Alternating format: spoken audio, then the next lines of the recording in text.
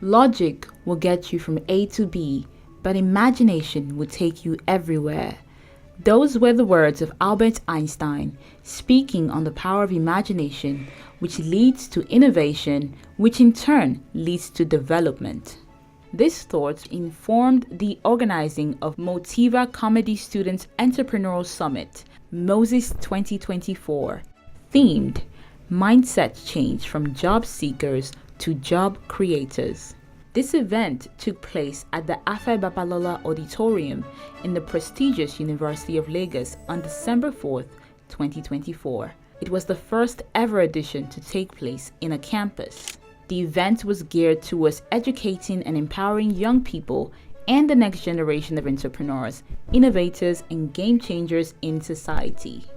In attendance were students of the institution, industry experts, royalty, thought leaders, and like-minded individuals exploring opportunities in the entrepreneurial ecosystem. It had Professor Folasade Ogunsola, the Vice Chancellor of University of Lagos, as the chief host. The organizers of the event, led by the coordinator, Mr. Somi Uranta, a business thought leader who kick-started the event with an opening speech, was followed by other keynote speakers. Mr. Uranta spoke to Sook News Television in an interview about the expectations and objective of this year's event. The event actually is our way of arresting the Japa syndrome, the situation where our youth all want to think of how to quickly raise money by hook or crook anyhow to just run away to other countries in search of the elusive greener pasture. But to know that there are so many opportunities and possibilities that exist in Nigeria. So we don't want to have this continue, so that we don't keep on creating, being nuisance to other societies. That's why we decided to bring up this program to the school. We've been doing it outside of campus for SMEs, but this time around we decided to bring it to campuses so that we could catch them young, for entrepreneurship. He also spoke about the entrepreneurial landscape in the country, expressing optimism about its prospect with regards to opportunities for motivation from aspiring entrepreneurs and enthusiasts. No doubt, there are a lot of hindrances to actualizing that dream, that objective, but Nigeria as a country with over 200 million population, and human beings, whenever human beings gather together, they are problem generators. Anywhere you see human beings, what you are seeing in effect is problems. So human beings generate problems anywhere they are. So by the fact that we have over 200 and something million problems, so we are highly underpopulated in terms of entrepreneurship, in terms of people that provide solutions to the problems confronting all of us. So there is enough space. In fact, the sky is so large that all the birds can fly without their wings touching one another. He further spoke about the benefits for the attendees of this year's event, identifying a mind shift as the essential ingredient that would facilitate value creation and consequent economic development. Take home is that at the end of it all, they will have gotten their mindsets shifted from what it was.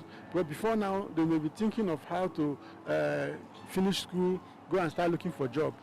Whether it will take them 5 years or whatever number of years for them to, succeed in getting a job. But in this instance now, they will get a job, creating job while they are here in school. So that's what I'm trying to do.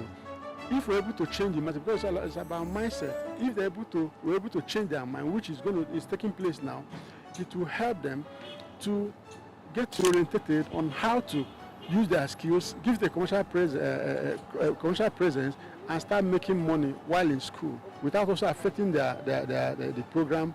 Mr. Uranta also highlighted a book presentation and award of excellence for contribution to national development as primary features of the event. Other highlights to the event of today, there's the book presentation, and there is the award of excellence contribution to national development by some individuals. What that entails is that 2 books written by my humble self, the creator of his experience, and contradictions, lessons from the school of life. These books will be presented to the public. The idea of promoting the reading is to promote the reading culture among our people. Adebowale Orebi, one of the organizers of the event as well, spoke about its impact on the students of the institution. We have done several events preceding now for the past 8 years, but this is the first tertiary edition of the event where we want to take it to the students. We organizers who believe some of the greatest entrepreneurs in Nigeria are actually in classrooms. So we are looking at opportunities that are available in Nigeria that they can take up and change their lives and change their story. So the platform is to reach students. This is the maiden edition in UNILAG. We intend to take it across the nation, the 36 states of the Federation. And we are looking at how we can change students from thinking of seeking jobs into becoming job creators themselves. The Assistant Director, Corporate Affairs Commission, Lagos State, Mrs. Tosan Mabuyaku, a keynote speaker at the event, gave brief thoughts on the necessary shifts in the approach to conducting business in today's fast-paced, tech-driven world amidst challenges. You can actually sit in Nigeria and your business is attracting something from outside the shores of Nigeria, but we need to move from thinking about the traditional way of doing business and then move into the new technology and automation and all that comes with it. So I don't think it is difficult. You just need to be innovative. You just need to think outside the box. Another keynote speaker at the event and the head of Department of Philosophy, UNILAG, Professor Chiedozie Okoro, who during the event spoke about self-mastery and apprenticeship, shared his thoughts with Sook News Television, much more on the significance of apprenticeship and skills acquisition in the business landscape today. Through apprenticeship, you learn new skills, you develop your own ideas, you sharpen your talents, and then you grow in confidence. Then you now identify other parameters of business, even within a particular business perspective. You find one minute, tiny aspect of that business that's not been addressed, and then you cash in on it and expand it. He also addressed the perception of the culture of apprenticeship among young people in the country today, who more often than not opt to start their business without undergoing any apprenticeship, as well as why many businesses struggle. Well, that shows in the first instance the collapse of culture. Because I tell people, culture is where you develop the human being. In the first instance, remember the topic I talked about was self-mastery and apprenticeship in business. Now, what is self-mastery? Knowing who you are. Now, knowing who you are defines you as a human being. The first instance, you must realize yourself as a human being. That's what I spoke about human dignity. You must have self-dignity and self-respect so that you can have dignity and respect for others. If you have that culture, then you have developed value. It means that whatever you are bringing out will stand the test of time. It means you try to create value, and when you create value, you want to keep to it.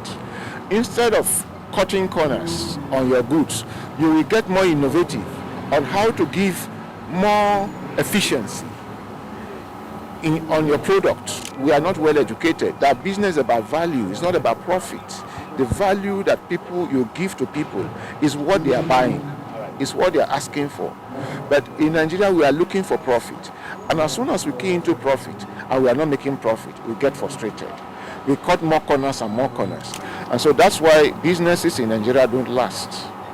Because we are used to the Piam way.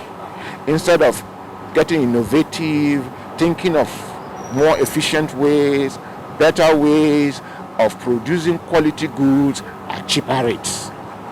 All right?